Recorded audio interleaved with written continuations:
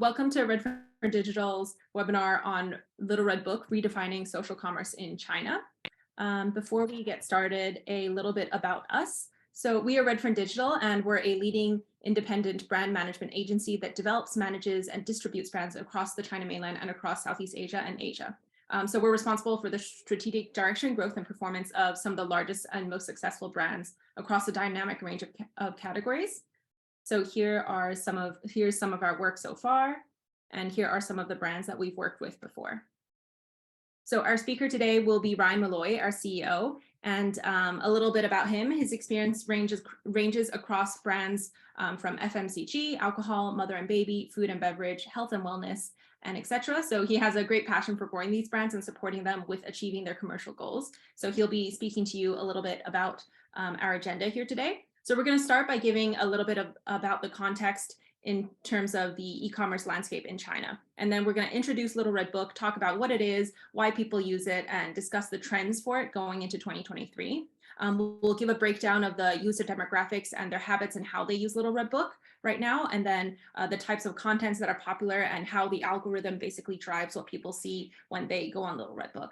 We'll discuss some marketing activities that brands can conduct on the platform, and then how brands can use their official accounts in order to gain followers and drive sales. And then we'll talk about the strategy and the different types of content, and then go into the different types of ads that are available on Little Red Book, and then how to work with influencers, so key opinion leaders and key opinion consumers on the platform. And then finally, we're going to discuss e-commerce stores on Little Red Book and kind of where they are within the e-commerce landscape, and then how to budget across this platform, and then how to track success as you use LRB for your brand. And then we're going to end by giving a brief synopsis of the best practices and suggestions. So I'm going to turn it over to you, Ryan, and make you host so you can go ahead and get started.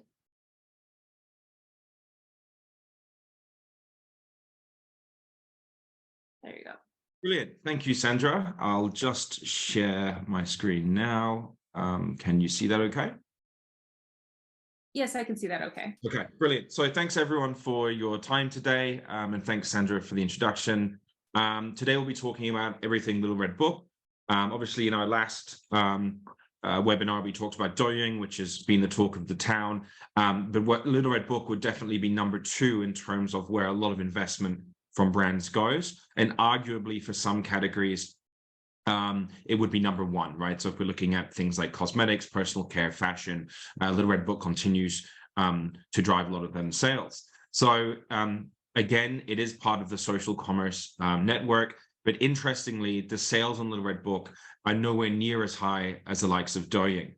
So although we talk about social commerce today, and obviously, as you can see from the penetration rate, the e-commerce share, we understand how important e-commerce is in China as it's continuing to grow. For many categories, it's well over 40% now, and it is not slowing down. It's actually increasing in terms of its retail share. If we then look at the GMV of social commerce, although it has slowed in recent years, we can also see that it accounts for a large share of total e-commerce.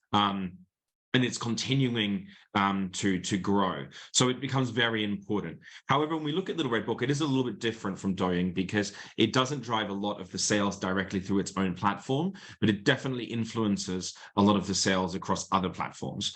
And for some brands, they will have a Little Red Book store just because it is quite inexpensive to set up. The commissions can be high depending on the category.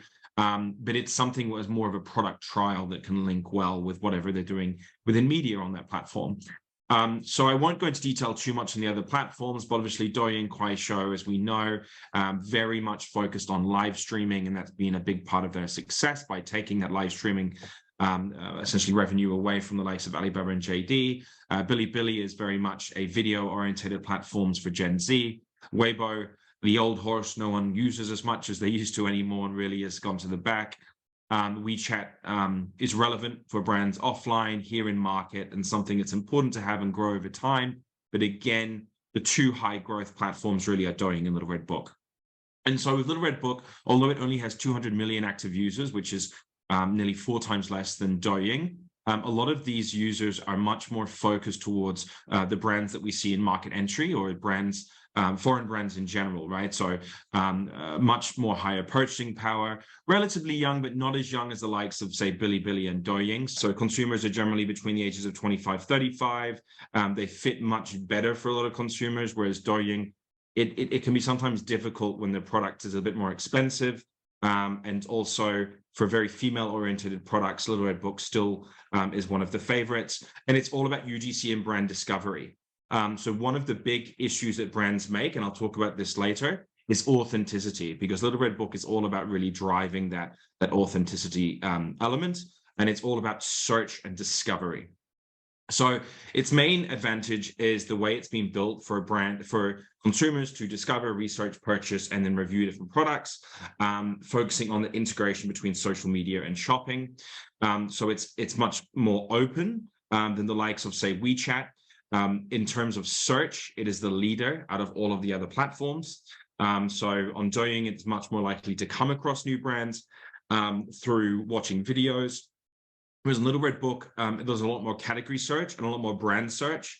It is important, therefore, for all brands to be on this platform because it acts as a foundation.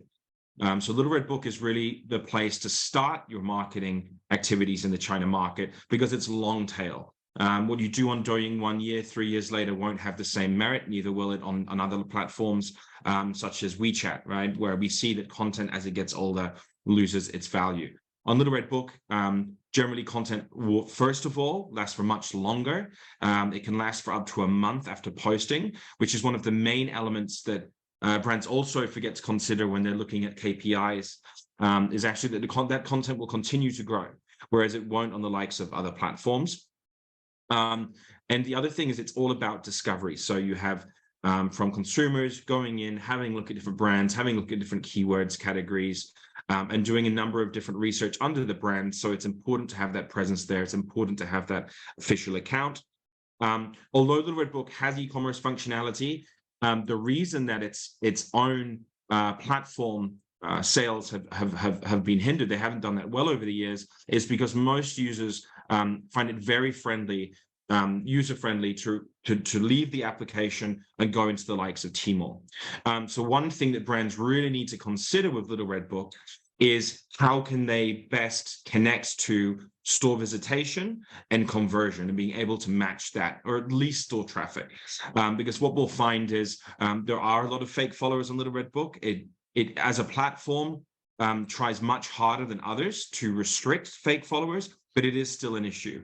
And because of that, brands need to be careful in terms of, are they getting a good ROI? Are they getting store visitation on the other platforms such as Tmall and JD? The other element is, although you can at times put in purchase links, and a lot of brands will do this, it lowers your traffic significantly. So even due to the convenience of having a link there, it is recommended not to put that into the store. And finally, with review, that's very important. So often, after buying products, customers will go onto the Red Book, they will leave reviews. They may have been buying a number of different products, and they will then have a comparison. We know that comparison is very important. So we have user feed, search function, video post, and then we have brand account. These are essentially the main elements that you will see on the Red Book. So user feed for consumers is going to be seeing your official account if they follow it. Some recommended sponsored content will also be there. In search function, if you do SEM, which I'll talk about later, Little Red Book SEM is probably the most important tool within the platform, and is very underutilized.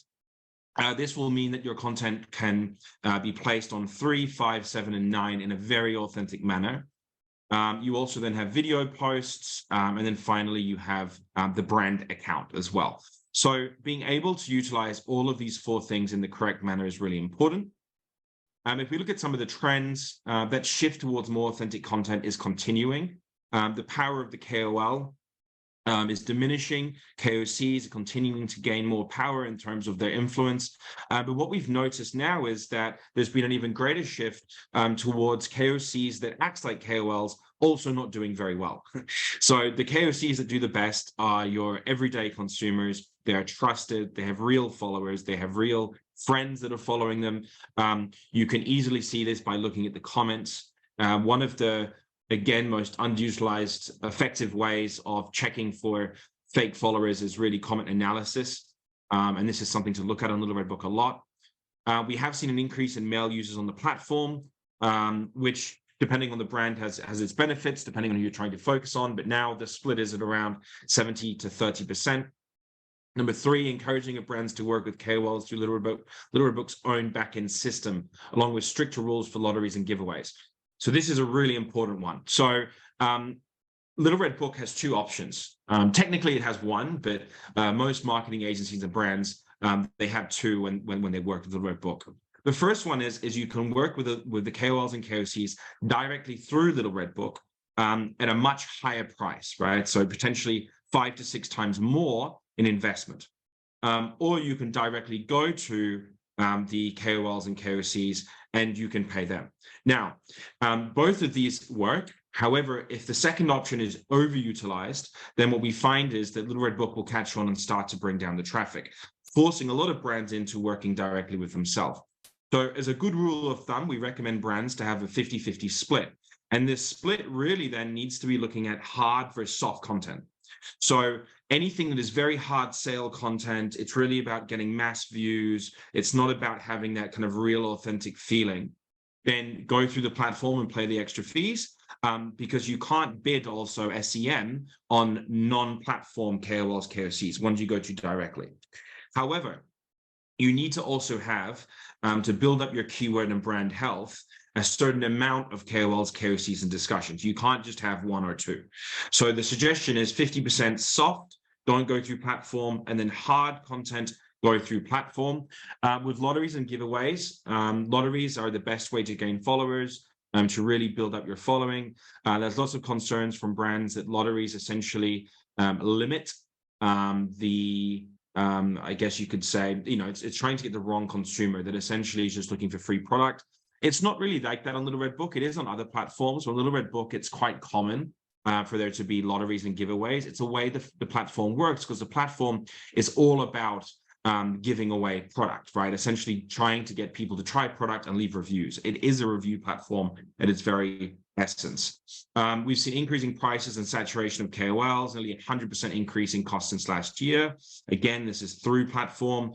It's remaining a user-generated content hub, with users still preferring to discover, look up products on the Red Book than purchase on traditional EC platforms.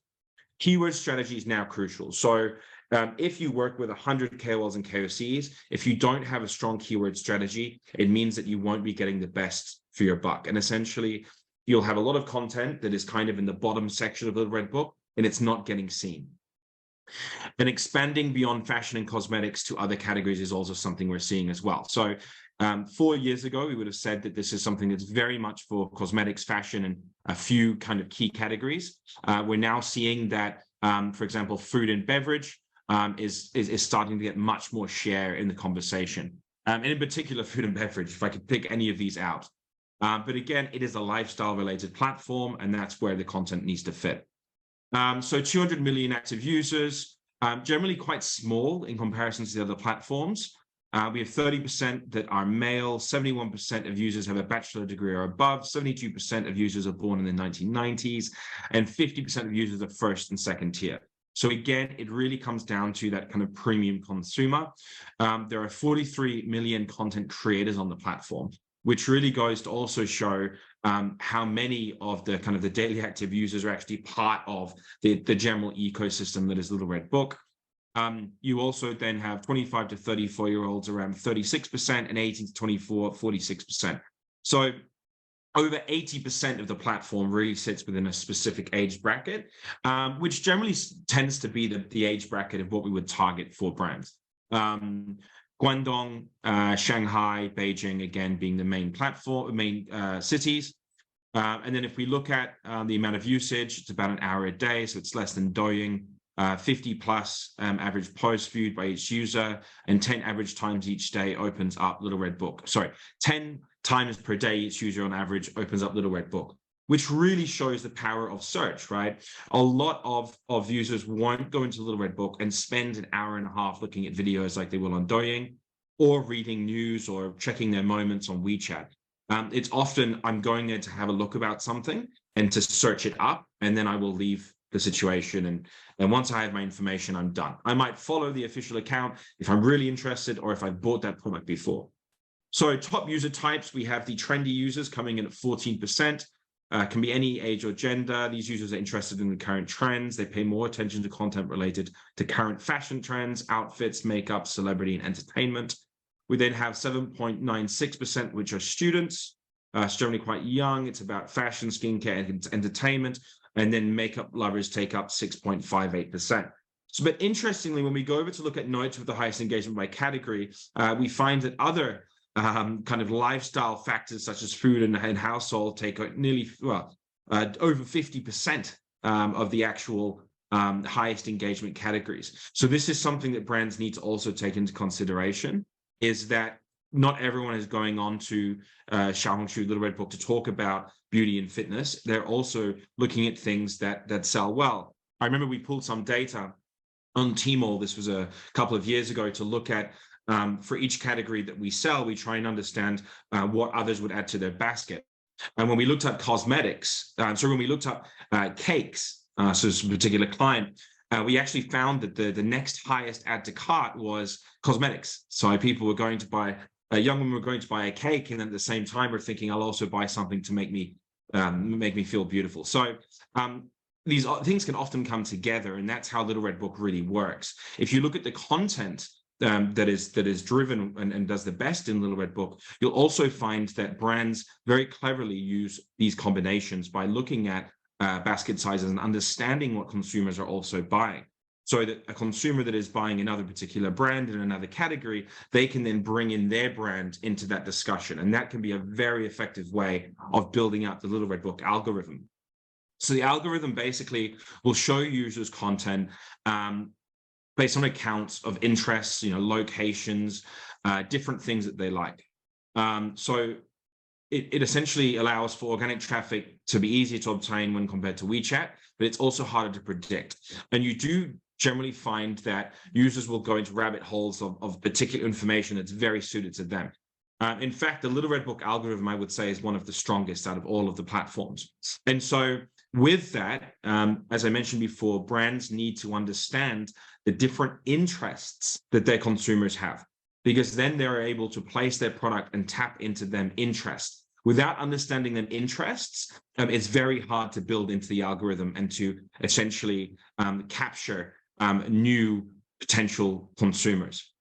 And as mentioned before, it has a much longer lifespan. So WeChat is usually under 7 days.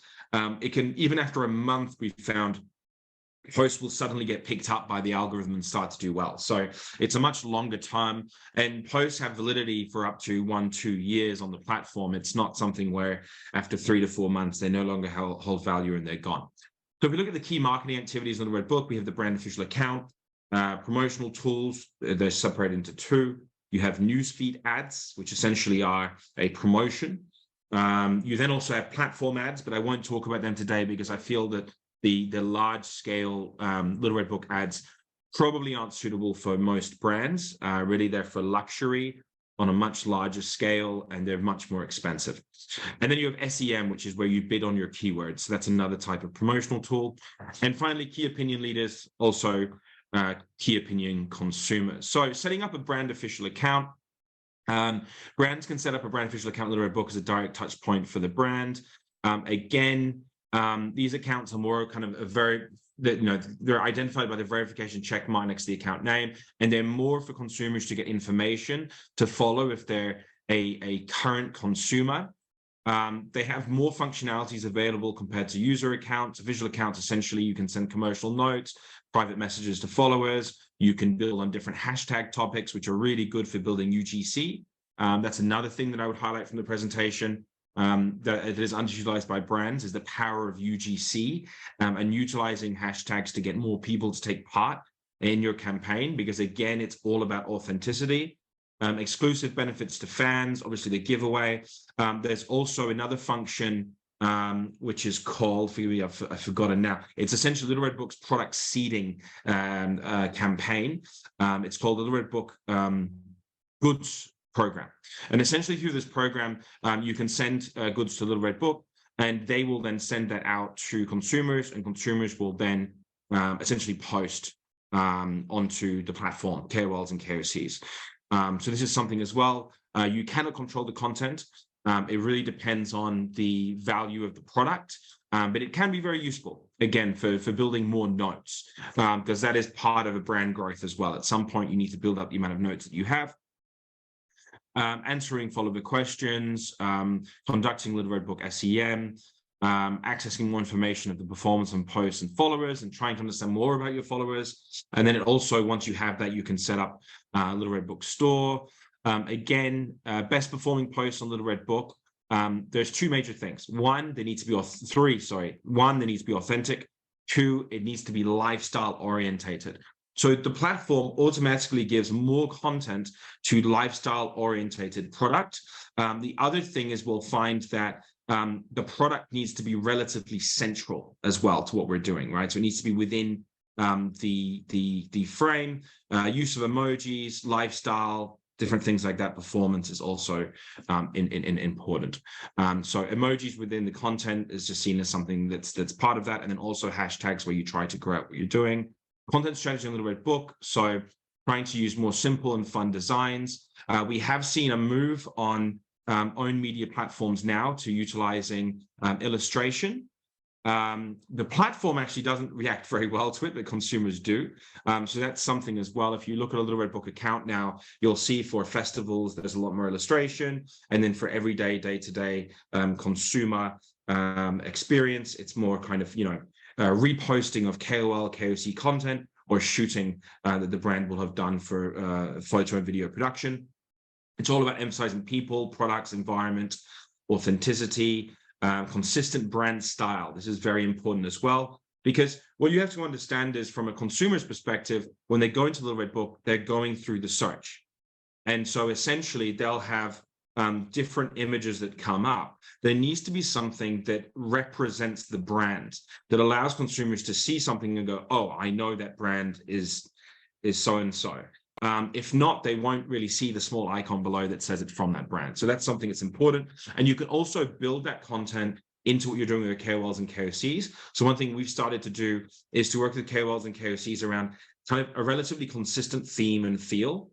Again, very unique, but you can kind of see some similarities. And for consumers, they don't join the dots, right? They will just, one consumer will come across one will come across another, but over time, built in with own media content, they understand the personality of this brand. Eye-catching titles with SEO-optimized keywords within the text is very important. It's all about raising questions and increasing curiosity, emphasizing the brand. Repetition of keywords can be very effective. Emphasizing the key benefits and features of the product, well-formatted posts, and utilizing hashtags, testimonials, and really building into the word of mouth that is Little Red Book. So content keywords is also very important. So when writing content, optimizing the keywords is essential. As remember, it's a search platform, and it will boost traffic by bringing users to the content that is more relevant to them, right? So brands can learn from competitors on keywords and call to actions, then optimize according to their own posts. So essentially, the back-end data tool of Little Red Book, would I say it's almost the same as Douyin. They're both very, very good. You can get nothing like that on WeChat and Weibo. And so you really need to be utilizing Little Red Book's data to understand. It can give you, for example, mentionings of the brand. It gives you an overall sense of brand health. In fact, out of all the platforms, Little Red Book is the most effective for measuring your brand health. And that's something as well where you can look at what's trending, what types of interests are doing well, what keywords are doing well, what are your competitors bidding on. When you look at different keywords, for example, you can see the price of different keywords, and it can help you understand who's bidding on what and how expensive that would be. It's a lot of great information to try and understand the brand. And one thing that we've learned from this from our EC team is we can start to understand consumer behavior and what keywords are most likely to be used, so we can then bring it over onto SEO within Tmall and better, more efficiently increase our bidding on keywords for the Tmall store. Lotteries and lucky draws. So in order to unlock the lottery, you need to have over 1,000 followers. Again, I would say these are really important. Lucky draws are a big part of building in fans. After you can do that before 1,000 followers, but after 1,000 followers, you're essentially able to, how can I say, at your own account, which will allow for you to have a higher increase in followers, whereas before you can't encourage this. With regards to content formats, we see a relatively equal split between video and text, but in some categories, video is starting to overtake. So video was much smaller. If I go back 3 years ago, it would have been under 10%, I would have said, of the platform. So that's another thing with Douyin that complements really well, is that if you've got some of the content on Douyin, you can also place it on the Red Book. That being said, be very careful that not all of it can be, because Douyin content is much more kind of fun, young, and playful, potentially humorous. Little Red Book is much more serious, right? So it's much more about the products. But you can still, we found, to a certain degree, share some of that content across some platforms. Live streaming on Little Red Book is not as prevalent as on Douyin. So that's something where it hasn't been able to take off. However, what we have seen is there are a lot of brands that still do it because it's still great for branding. Yeah, it's an option there. If you're looking for sales, then I would stay away from live streaming on Little Red Book and leave that with your Douyin strategy. Okay, so examples of different content types. So we have videos in different formats, brand stories, images, product details, fashion, lifestyles, shopping guides, graphic design, and illustration. So again, trying to utilize different formats is very important as well. And I would suggest that the brand, even though some will always do better than others, try and have that variety, especially through own media. And reposts are really important as well. So trying to endorse and support the KOLs, KOCs that are talking about the brand, and even on occasion looking for customers as well. So pulling out earned media that has done well, and reaching out to that customer and saying, would you like us, we'll send you a free product. Would you mind if we mention you in our posts? So a Xiaohongshu does not have a limit on the number of posts published per day. It allows brands to test and learn, determining the best performing types of posts and types of keywords according to metrics as of views, likes, comments, landing page. So the main thing for Little Red Book is it's all about engagement, right? You'll never be able to get the CPM, so the cost per mil, the impressions, the followers that you can get on Douyin. It's all about creating an engagement and creating likes around the brand. And one thing that we found to be very effective is when you're bidding on your own media, use a couple of hundred RMB every day on different types of posts, and then see how the content does as it increases. So this is also very important as well, to make sure that you're getting the best out of money spent on the platform. And so if we look at the different promotional tools, you have pop-up ads, SEM, which is the larger platform ones. You have SEM banner ads. Then you also have native ads, so newsfeed ads and search ads. So pop-up ads are unmissable as they're shown to users when opening Little Red Book applications. So again, mostly luxury brands or even automotive. They last for up to 5 seconds, and they're based usually around cities as well. So you have demographic cities, very much like any other programmatic ad. High cost, they're more for product launches, brand events, and high-profile activities. Then we have SEM banner ads. So these are similar to Google ads in that as a search, they will essentially come up at the top. They're highly visible, but again, very ad focused. Less in terms of the cost that you would have from the larger ones, but also again, not cheap compared to the others. So it's more about increasing traffic conversion for selected keywords. With native ads and search ads, generally, we find that they're very similar, but they're different in how it's done. So newsfeed ads will push out to users. You can choose a demographic, the person, the interests, and essentially it will push out to their feed, right? With search ads, the person will be looking for the particular element, and it will then put themselves in a position, right? So if you're looking for sales, search ads generally do better than newsfeed ads. If you're looking at building awareness, then you would look at utilizing newsfeed ads. So if we look at static display banners at the top of search results, bidding, you've got click-through rate across categories is 2 to 5%. Newsfeed ads, average CPM in USD is about $2 to $3. Search ads, average CPM in USD is between 2 and 20, depending on category and keywords, but again, can be more effective for building sales. So if we then look at KOLs and KOCs, so Xiaohongshu is dependent on user-generated content, which means that for brands working with KOLs, KOCs is very important. It's crucial to growth on the platform. Again, there's no point just having an own media account. You need to have own media, KOL, KOC, and then also the bidding ads on promotional tool and on search. This mixture is the most important. KOCs, again, are the preference for Little Red Book. KOLs are more about making a statement.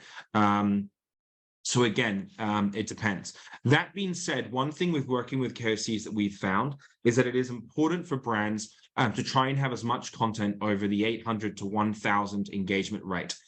We found in recent months that this can really help in terms of the click over to sales, right? So if you work with too many KOCs that are small, where you have 100, 150, 200, it no longer works as well on the algorithm. So although we say work with KOCs, it's trying to work with KOCs that have the highest engagement. And for any that slip under that kind of 500 likes range, utilizing SEM to then build it over the 1,000 clicks. So you will then actually have some spillover into your Tmall store. So Little Red Book is its own official backend system for collaborating with KOLs and KOCs. Pu Gongying. And with this platform, again, it's a 50-50, what we would often say, for brands where you can work with a lot of the KOLs through there, but then with KOCs in particular, try and have some out of the platform because it just can become very expensive. But then with anything outside of the platform, you need to make sure that you have softer content. Within the system, you can see different KOLs, KOCs, their costs, essentially a number of fans, average reads. So all of the data is there. Little Red Book is really built up for brands, even by themselves, to have a lot of operation within the platform. The cost of KOL collaborations, again, so if we look at different tiers, it goes from over 100,000 RMB to about 50,000 for 50 to 100K average views per post, to 10,000, 10K to 50K. So, and then under 10K views per post, it's usually under 10,000 RMB. Yeah, so the pricing does change a lot. It is still, we would say, at least 2 to 3 times less than Douyin. But again, yeah, it's getting more expensive, and it's always with Little Red Book important to look at the pyramid structure. So I think most brands will know this, but obviously the most famous case study ever in Little Red Book was Perfect Diary. And so Perfect Diary always worked with the pyramid structure of, say, one large KOL where they could do some bidding, or naturally they'd have a lot of push through, then a lot of middle, and then even more on the lower end of the triangle. And that still works today. It's really what is put forward. There's lots of different programs that have been put forward by the platform. RedFern, we have one called the RedFern Ambassador Program. Essentially with this, we can guarantee sales for clients. Again, how does this work? It's all about asking KOLs, KOCs to post authentic content. It's not the most beautiful content, but they'll post it potentially numerous times, repost, so that they can get that interest. And so it really looks like it's kind of, the person next door that is suggesting that you buy this brand. So how this is done, we use a Taobao link, and brands can directly go through to Taobao. Consumers can go through to Taobao and they can buy directly. So we can measure exact sales on our program. Again, we don't put the link within the post. We have to put the link with the KOC, and then we'll say reach out for personal messages. Outside of the program, another thing that you'll see in Little Red Book a lot is everyone uses the cat emoji, meaning that, if you want to buy this product, then go to Tmall. That is one way that's worked quite well for brands to get around that problem. With regards to the Little Red Book e-commerce store, so the process is relatively straightforward. So out of all of the platforms, I would say Little Red Book is the easiest. It's almost up there with WeChat in terms of how easy it is to get platform products through. Obviously, it offers cross-border. As a way, though, it's very hard to link, for example, a lot of content that you have in KOL, KOC still. So it's more ads focused. And again, the sales aren't that high. But first you create the brand account, which is very similar to Douyin. Once you have that, you can go to the back end to apply for the store. So first it's brand, then it's store. You need a business registration, certificate of incorporation, customs registration form, and other supporting legal documents. Takes around a month. You can obviously get ahead on a lot of the design and other elements that are needed before that. Pay the deposit, and then essentially the store is ready to go. So advantages and disadvantages to the store. So it's direct access from Little Red Book. One of the simplest out of all of the platforms, very low setup costs, and lowered commission in the past few years. Commission used to be between 20 and 30%. For a lot of categories, it has now been lowered to 5% or below. So again, it's very important to check your category and what your commission would be. For a lot of brands, if it's up 15, 20%, it's not going to make any sense. Allows for cross-border and also for cross-border payment and shipment. Disadvantages, consumer behavior currently doesn't lean towards it. Obtaining organic traffic to stores can be difficult, and live streaming may be required to drive traffic to the store. And as we know, live streaming on Little Red Book just doesn't work as well. So if we look at the best practice model of a breakdown on spend, again, it's all about brand health. So we would suggest that brands look at key periods. This is a breakdown of, say, 100,000 RMB. Personally, I would say between 200 and 300,000 RMB over a period of 2 months is ideal for a campaign. Remember that Little Red Book is a warm-up platform. So if you're trying to preheat for Double 11, then 11th of November, it starts on October 20th, usually around this time. There's a Tmall preheat. Let's take 618 as an example, because we're coming into 618, so I think it's more relevant even. Towards the end of May, you essentially are going to start having the 618 promotion on Tmall. We know that the content lasts for around a month, and after the content's been posted, you need to bid as you're going into that key period. So essentially, you'd be looking at your mid-March to kind of end of April would be when all the KOLs, KOCs post, create lots of noise, and then take the best posts out of that and then utilize SEM to support as you go into that May period when people are starting to search and think about, what am I going to buy for 618, right? Which is the big question on everyone's mind as they're going into the pre-sale. So generally, breakdown would be 40% on KOCs, 25% on KOLs, 15% on own media management, and then you've got about 20% on SEM and promotional tool. So actually, that 20% is much higher than it used to be due to the importance now we're seeing of SEM for the platform. Again, brands should follow the pyramid structure we discussed. For most FMCG brands, investment in the Red Book needs to take place in the months of, say, April, May, I'd say early May, and in August and September. So it's the preheat period. And for longer term campaigns and smaller brands, native ads are suggested due to their smaller minimum investment. So how do we track success? The most important thing is definitely to look at engagement, because if we look at a lot of promotional tools, in terms of reach and views, they're fixed on the platform. In terms of if you're getting too little reach and views with KOLs and KOCs, it means that your strategy on keywords isn't correct and the algorithm is not picking up on your content.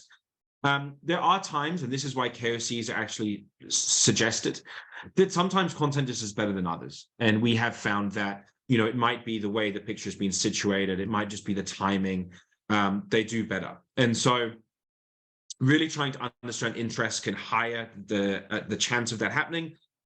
And engagement is the way that you measure success. So if your engagement is high on the platform, all of the platform backend provides benchmarks as well. This is all very easily accessible information. If you see that engagement is high, that is the most important. Even if you look at follower growth, generally, yes, it's nice to have. It's good to have. It means you'll always be on their feed. But engagement around content is a key understanding of, are you posting the right content and are people interested in that product? For driving sales to Little Red Book Store, linkage is allowed. In notes directed to Little Red Book Store, making it easier for the direct purchase. But again, traditional platforms can work just as well. Given Little Red Book is so strict on the linkage to EC channels, you have to work very closely with your TP to look at increase of unique visitors to EC channels, increase of brand product keywords, increase in conversion rates.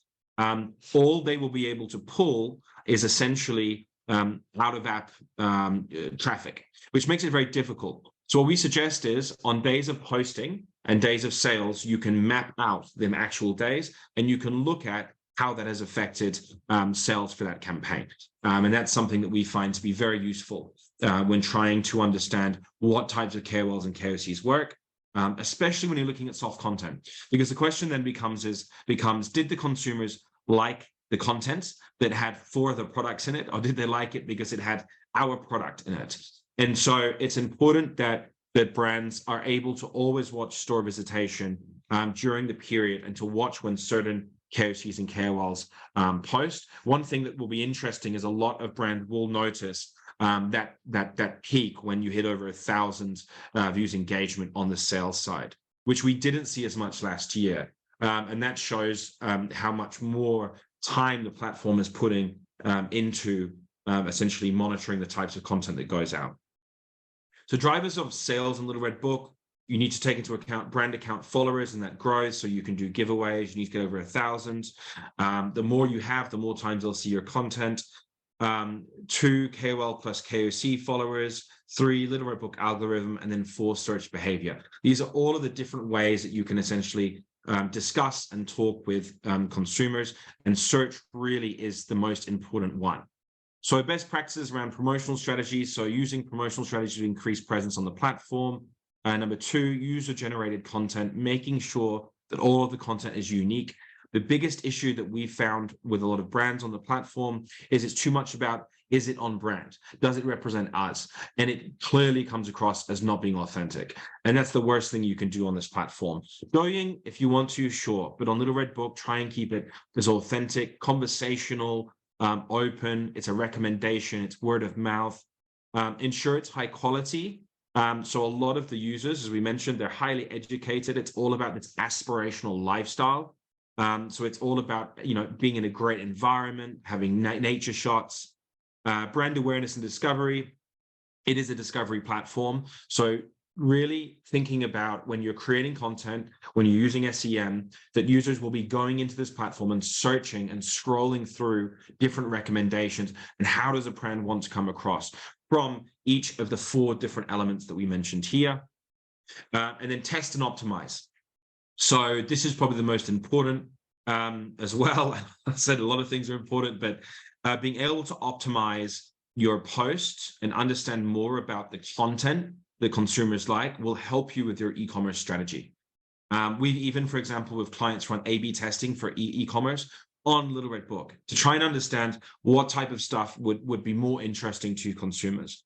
And one part of that is you need to build in a good production strategy. So you understand the visual content that you have, so you can build in A/B testing, and you can then take them understandings over to Tmall.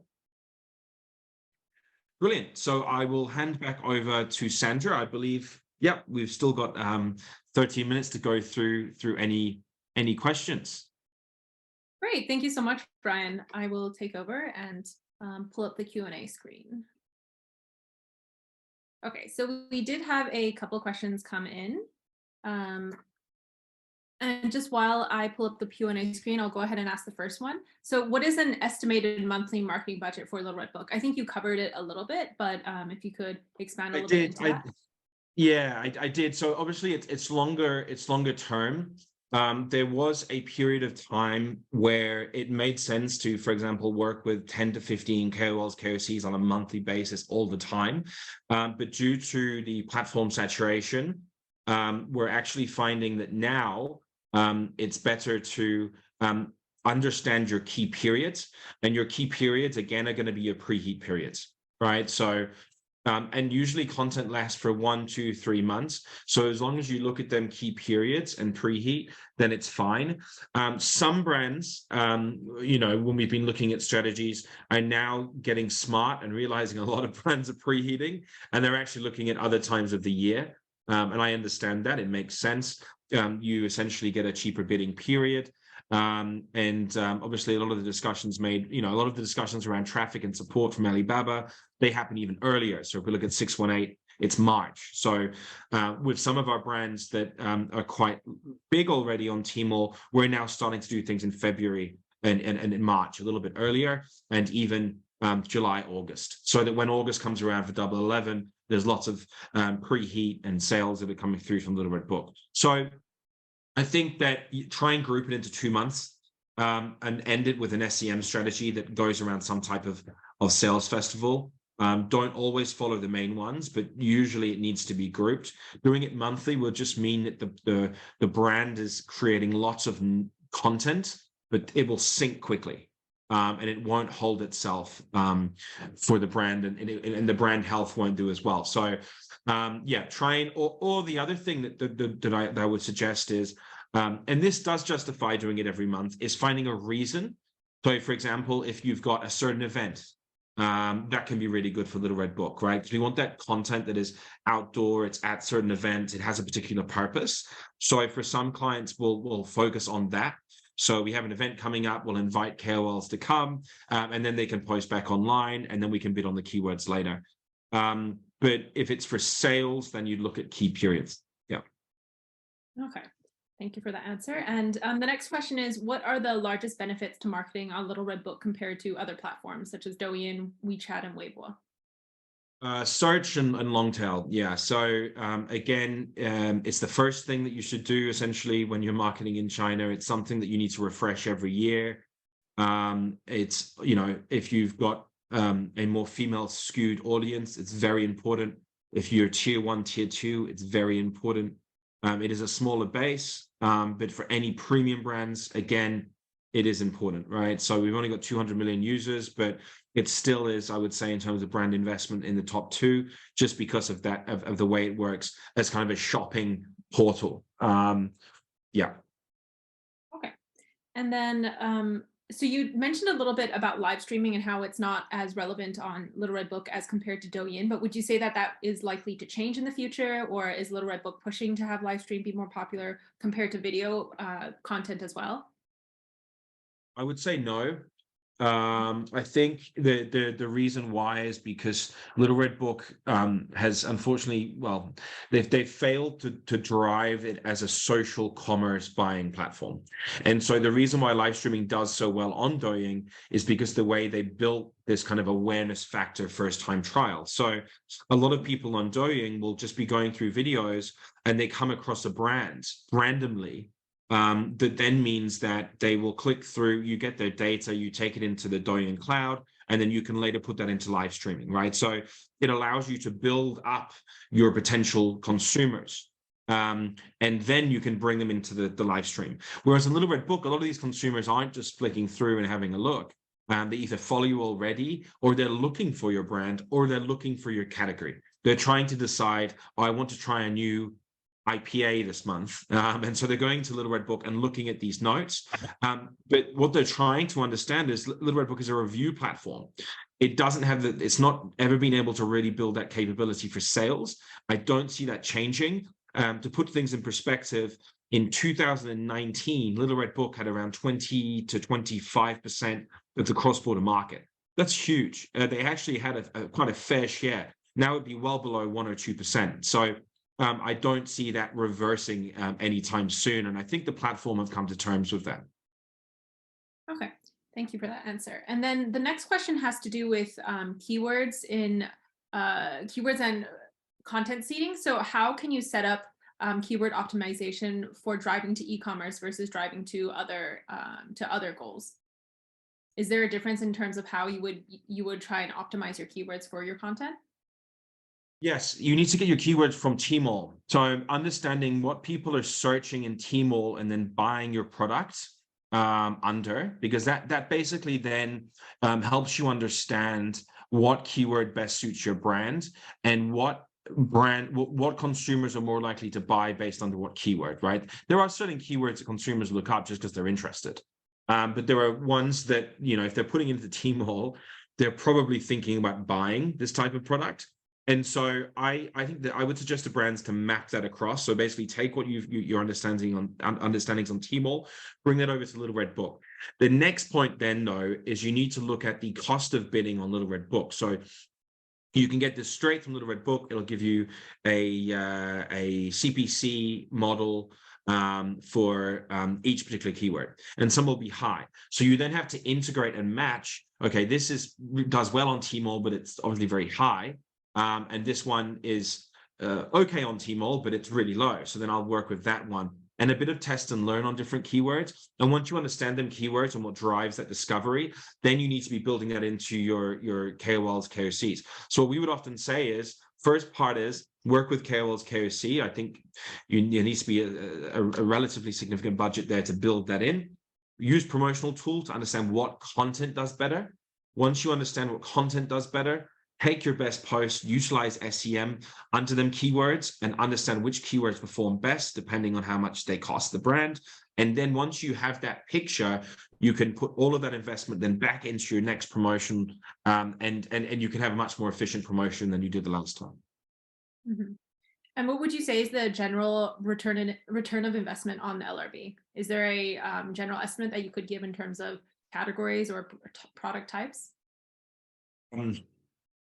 That's a very, very hard question.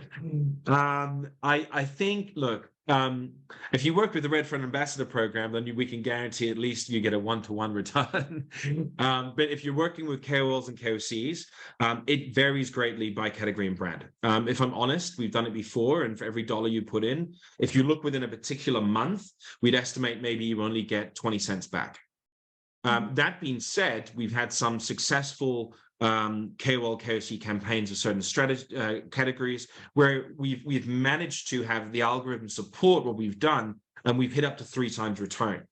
3 times return, I would say, is a good a very good kind of outcome from Little Red Book. A lot of brands might think, well, that's not necessarily profitable, but you have to understand that's within that period. We can't account for, the tens of thousands of people that will go into the Little Red Book in the future searching for that keyword and come across that content, because it does have that long tail effect. So calculating ROI becomes very difficult. But I think if you look at, this is the set period, they're the parameters that you can look at. Yeah.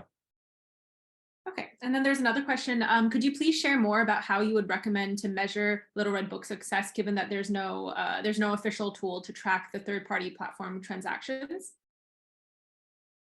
So what we do, and again, this takes some effort from the TP as well. So for brands where we're both, or brands that we distribute, we do a weekly, daily store visitation tracking. So we'll take a month. And then we'll look at different days that we've had a certain KOL post, right? So we've had one post here, one post there. We'll then look at how well they did, and we graph out the month. And then essentially we can see that, well, the traffic rose for a period of about 3 days there. Obviously, this is attributed quite well to that KOL, KOC. We'll go back and work with that KOL, KOC, right? And you'd be surprised which ones do very well. As I mentioned, the ones that have the highest engagement tend to have more overflow. But that's really how I would recommend Little Red Book success. Because for me, the issue is you've still got nearly 30% of all clicks, likes, and engagement in the China market is fake. I would say for Little Red Book, that is a smaller percentage because they are very strict. They do look out for these problems compared to other platforms. That being said, it's still an issue. And, with it being softer content and authentic, looking at engagement and likes is difficult because is it really the brand? Am I really going to sell more from this campaign? So what I would suggest is work with the brand TP to build out that matrix on a monthly follow-up base. And then you can also look at days you bid on SEM on certain keywords, and then you can watch the traffic against Tmall sales. And it's not a perfect science. We're never going to be able to say that we put in 10,000 RMB and we got exactly 7,000 RMB back. But our team would, we're calculating to within 10%, I would say, of the sales. Again, on the ambassador program, we use a Taobao link, but it's a particular program. With that, we know exactly the amount of sales. that we can get. But yeah, that would be my recommendation. Trying to put links on the actual post, it's just not worth the loss of traffic. Mhm. Okay, we have one last question, and it has to do with for new brands who are entering into the China market. Could you give your insights on how they should balance their activities on Little Red Book versus on Douyin, and where they should put their investments and their spend? So that really depends on the category. But what I would say is Douyin is not cheap. If you're going to go into Douyin, you need to be selling on Douyin. That would be my suggestion. Douyin is a step. What you can do is that we will often work with KOCs across multiple platforms to then look at store visitation, which I just mentioned, right? So you might have a Douyin campaign with a number of KOCs, and then keep it relatively small because you don't want a situation where you spent a lot of budget and then you suddenly find out after 500,000 RMB what you should be doing. So looking at different KOCs, KOLs on Douyin and Little Red Book, looking at store visitation, how that changes. If Little Red Book is 80% of Douyin or more, then Little Red Book is the one you should be focusing on because it has that long tail and Douyin doesn't. So that's the first thing. The second thing would be obviously having a Douyin store. Then, selling through Douyin is a no-brainer. As I mentioned last week, Douyin now has cross-border capabilities. It does have high sales potential more than Little Red Book. That being said, if I was a premium product just coming into market, I'm selling on Tmall, I would first invest in Little Red Book because of its foundational ability. And it's something that's there for 2 to 3 months to support. If the brand was in cosmetics or fashion, then 100% Little Red Book. I think that's a no-brainer in terms of where the focus should be. All right, thank you so much for answering the questions, and thank you for the webinar as well, Ryan. So we're gonna close it out. And just before we close, I do want to let everyone know that we do have a webinar that's upcoming on the 16th of May, and it will be on how to succeed on Tmall. So key concerns and considerations all about Tmall. So yeah, please do join. We'd love to have you. And then once I end this webinar, you will be redirected to a survey, and it'll just be about 5 questions. And through the survey, you can provide feedback on how we're doing and if there's any topics that you'd like us to cover in future webinars. Yeah, so with that, that's everything. And thank you so much for joining. Thanks, Sandra. Thanks, everyone. Have a great day.